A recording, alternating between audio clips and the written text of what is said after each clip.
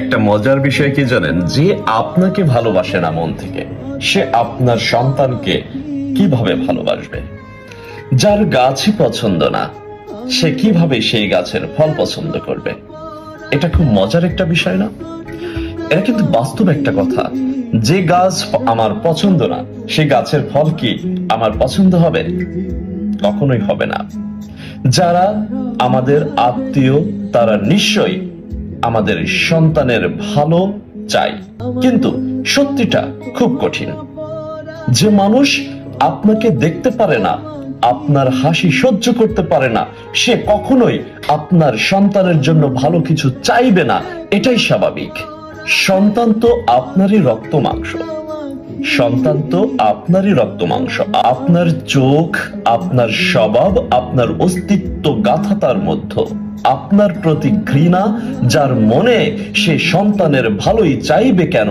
এটা কি আপনারা বলতে পারেন? হয়তো তারা সামনে এসে গায়ে হাত বুলিয়ে বলবে, আহারে বাচ্চাটা কত মিষ্টি, কিন্তু পেছনে গিয়ে আপনার সন্তানের অতিষ্ঠ কামনা করবে।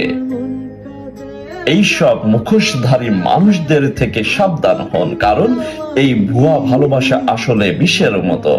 ধীরে ধীরে আপনার সন্তানকে ভুল বার্তা দেয়, ছোট করে ভেতর থেকে ভেঙে ফেলে। আপনার সন্তানের অনিষ্ট ছাড়া তারা আর কিছুই চায় না। এটাই মাথায় রাখবেন সব সময়ের জন্য। সন্তানকে যদি সত্যিকারের নিরাপদ রাখতে চান তাহলে তাকে এমন মানুষদের ছায়া থেকে দূরে রাখবেন সব সময়, যারা আপনাকে ভালো চোখে দেখে না। কারণ যে গাছকে ঘৃণা করে সে কখনোই চায় না গাছটা ফল দিক।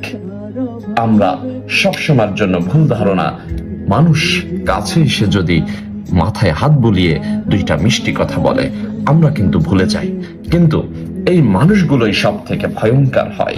এবং আপনাকে যারা অপছন্দ করে, আপনার বাচ্চাকে তারা পছন্দ করবে না, এটাই তো স্বাভাবিক।